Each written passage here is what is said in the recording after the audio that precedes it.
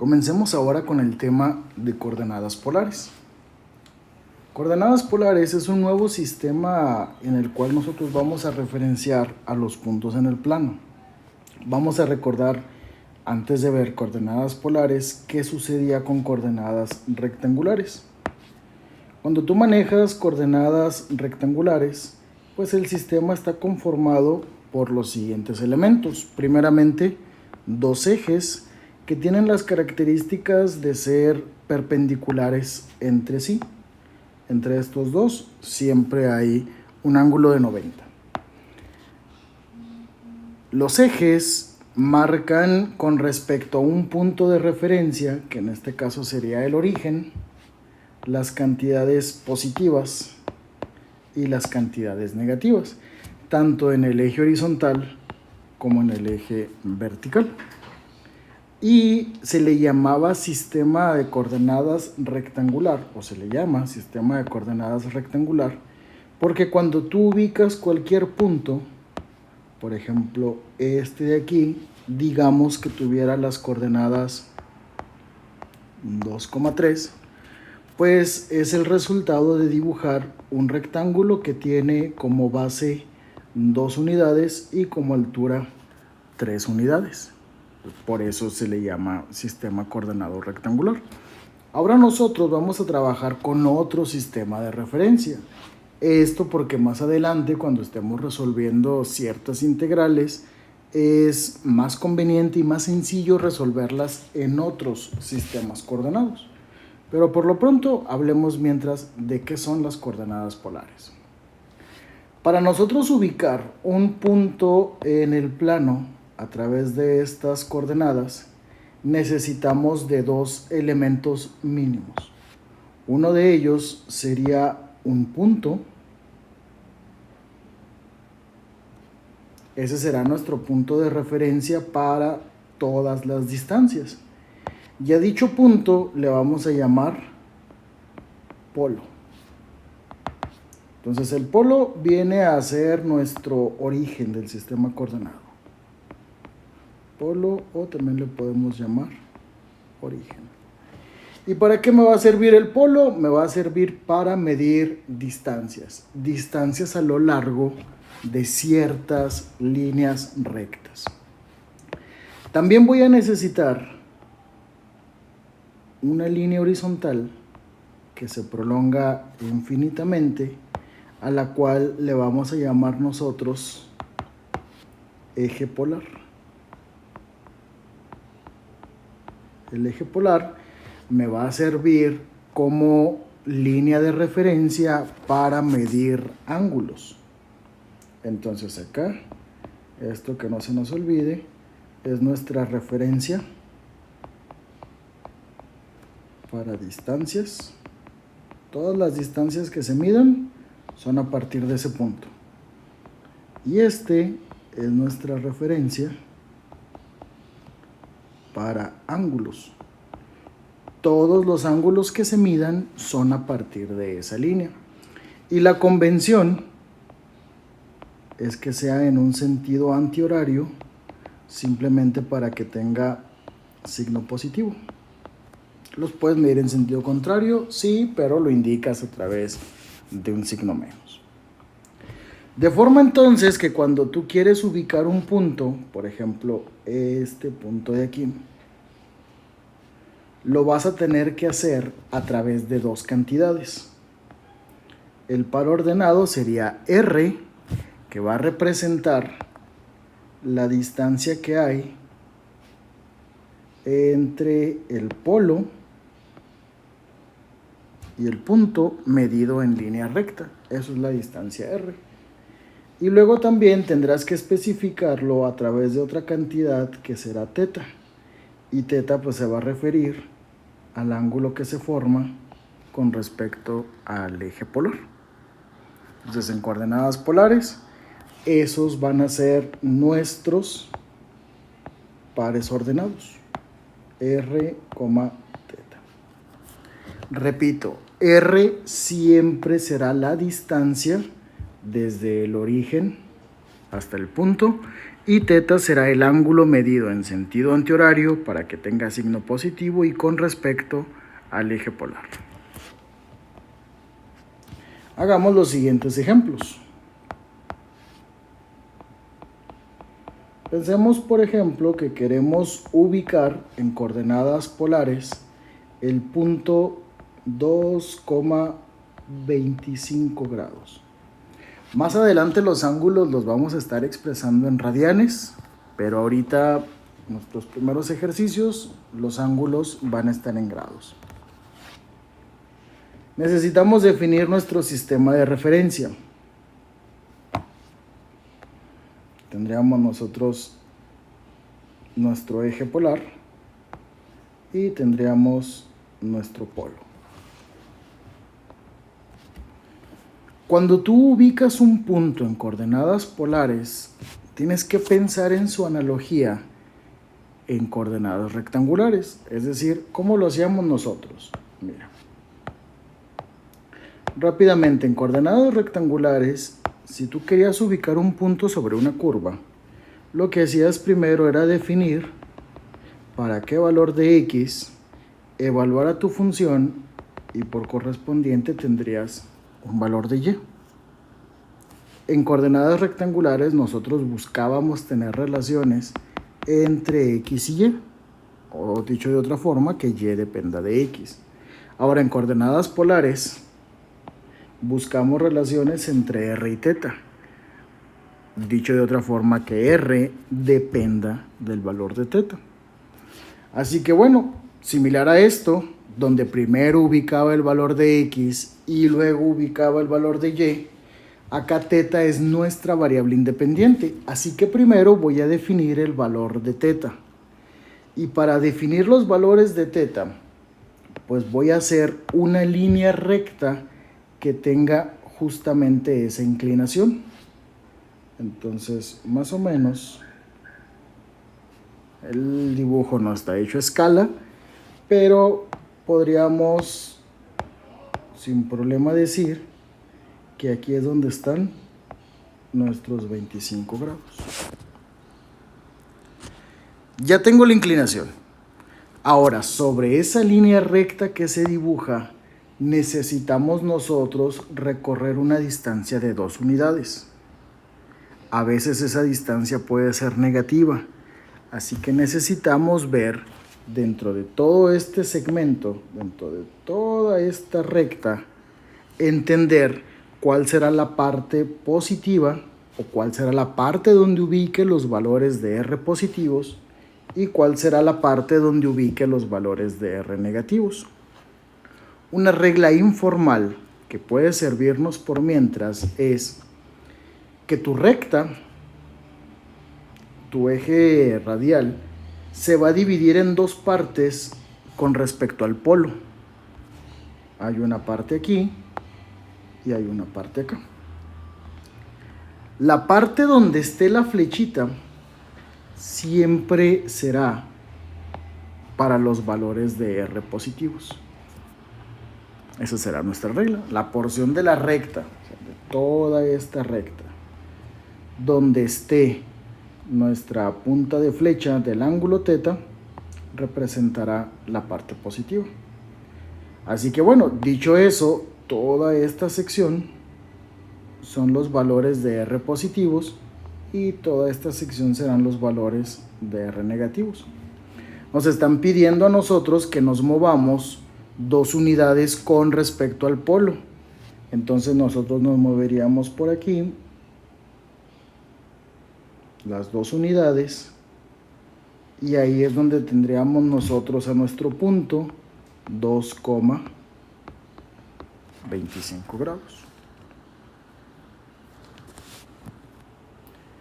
Si por el contrario a nosotros ahora nos pidieran el punto menos 3,40 grados, pues voy a empezar de manera similar. Voy a poner nuestra referencia. Aquí está el eje polar. Aquí está el polo. Y lo primero es marcar la inclinación determinada por θ. Entonces nosotros tendríamos ahora una recta que tenga una inclinación de 40 grados. Sabemos que esa recta se divide en dos partes con respecto al polo. La parte que toca la punta de flecha son los valores de R positivas. Aquí van a estar todas nuestras R's positivas y acá van a estar todas las R's negativas. No te vayas a aprender la convención de que arriba es positivo y abajo es negativo, porque luego esa recta va a estar girando en todo el plano. Entonces quizá lo más conveniente sea pensar en la puntita de la flecha. Lo que está tocando la punta de la flecha es positivo.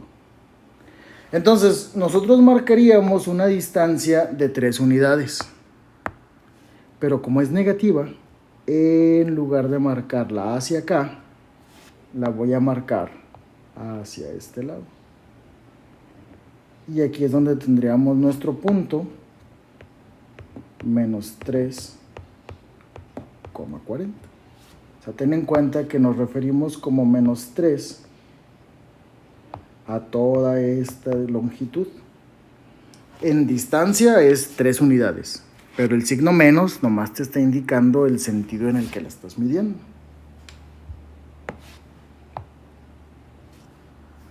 Trabajemos ahora con otro ejemplo en otro cuadrante. Voy a quitar esto. Ahora pensemos, por ejemplo, en el punto 120 grados. Una inclinación de 120 grados y una distancia con respecto al polo de 5 unidades. Empezamos de igual forma marcando nuestro eje polar y representando a nuestro origen. Más adelante quizá esto ya no sea necesario, pero por lo pronto es útil. Y voy a marcar una distancia, una inclinación de 120 grados. Bueno, recuerda que esto igualmente lo puedes visualizar como cuadrantes. De aquí a aquí hay 90 grados, entonces otros 30 más, y aquí tendríamos nuestra recta que pasa a 120 grados. Ahí está más o menos. Entonces los 120 grados están medidos desde aquí y hasta acá. Ahora esto se divide en dos partes. Las R's positivas y las R's negativas. Como me están pidiendo una distancia de 5 unidades, entonces con respecto al origen me voy a mover por aquí 5 unidades, y donde termine de dibujar ese segmento de 5 unidades, ahí ubicaré el punto y será 5,120 grados. ¿Qué hubiera pasado si nos pidieran graficar el punto menos 5,120?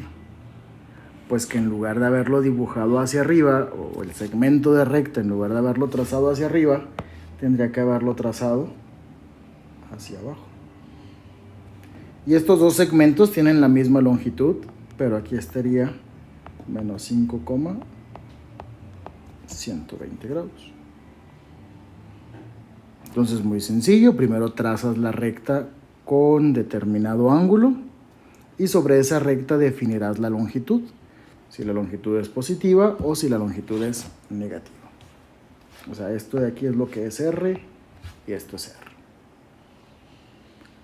Bueno, pues ya vimos cómo trabajar con los valores de R, tanto positivos como negativos. Ahora, ¿qué pasa si lo que cambian son los signos de θ? En realidad no hay mucho que cambie, Porque, por ejemplo, si nuestro punto fuera 5, menos 30, el proceso es exactamente el mismo. Tengo mi punto de referencia, mi eje polar, y el signo menos me dice que ahora pues voy en contra de la convención. Ahora θ tendrá una abertura de tantos grados, pero en sentido horario. O sea, sé que con respecto a este eje me voy a tener que mover hacia acá. Entonces, más o menos ahí estarían nuestros 30 grados. Pero son negativos porque van en sentido horario. Digo, sí, en sentido horario. Acá serían positivos. Acá son negativos.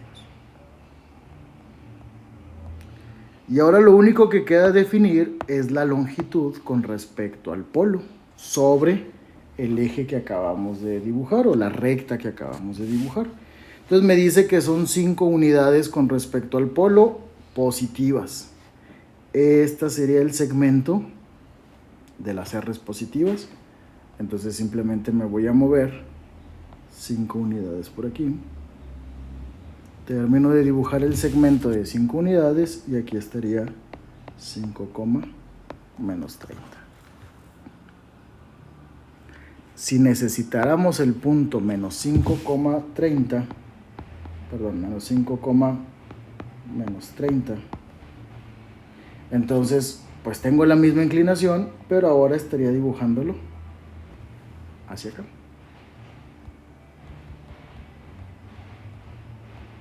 Y esa es la forma en la que nosotros trabajamos con los puntos en coordenadas polares. Bastante sencillo.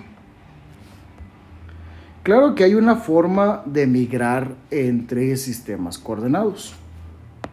Por eso lo que vamos a ver ahora es cómo puedo convertirlos. Por lo pronto estamos trabajando con puntos, pero luego nuestra meta es convertir funciones rectangulares, o sea, funciones que están expresadas como una relación de x y y, a funciones expresadas como relación entre θ y r. Vamos a trabajar las conversiones entre el sistema polar y rectangular, y también entre rectangular y polar. O sea, pasar de uno a otro a consideración. Y lo vamos a ejemplificar ubicando un punto en el plano. Vamos a tomar esto como nuestra referencia. Y aquí tendríamos a nuestro punto. Voy a trabajar en el primer cuadrante, que pues lo mismo que saquemos de aquí se aplica para cualquier otro cuadrante con X o Y positivas o R's negativas. Ese punto que arbitrariamente decidí colocar ahí, en coordenadas rectangulares, el par ordenado está representado como X, Y. Sabemos que X es la distancia sobre el eje horizontal y Y es la distancia sobre el eje vertical. Y ese mismo punto, pero en coordenadas polares, estaría representado por el par R, θ, donde R es el segmento desde el origen al punto y θ es este ángulo de aquí. Empalmé los dos sistemas coordenados para poderlos comparar. Lo primero que vamos a hacer es cambiar de rectangular a polar. O sea, sé que conocemos a un par X, Y lo queremos convertir a R, θ. O sea, si hay que calcular a R, hay que calcular a θ. Bueno, pues podemos trabajar con el teorema de Pitágoras sabiendo que aquí se forma este triángulo rectángulo. por lo cual nosotros podríamos tener a R o al cuadrado de R, de acuerdo al teorema de Pitágoras, como la suma de los cuadrados de sus catetos. Aquí está un cateto y aquí está otro cateto. Mientras que el ángulo θ pues sería arcotangente del cateto opuesto sobre el cateto adyacente. Y listo, mira, ahí tienes la forma en la que puedes pasar de rectangular a polar. Ahora hagamos el caso inverso. Ahora nosotros queremos pasar de polar a rectangular. O sea, tenemos un punto con la forma r, θ y lo queremos llevar a su representación x, y. Hay que calcular a x y hay que calcular a y. Y seguimos trabajando con el mismo triángulo rectángulo. Si yo conozco la hipotenusa y conozco el ángulo que forma con respecto al eje horizontal, pues entonces x es el cateto adyacente de ese triángulo y sería la hipotenusa por el coseno de θ. Y el cateto opuesto sería r por el seno de θ. Y listo, ya independientemente del sistema en el que esté, puedo tener equivalencias.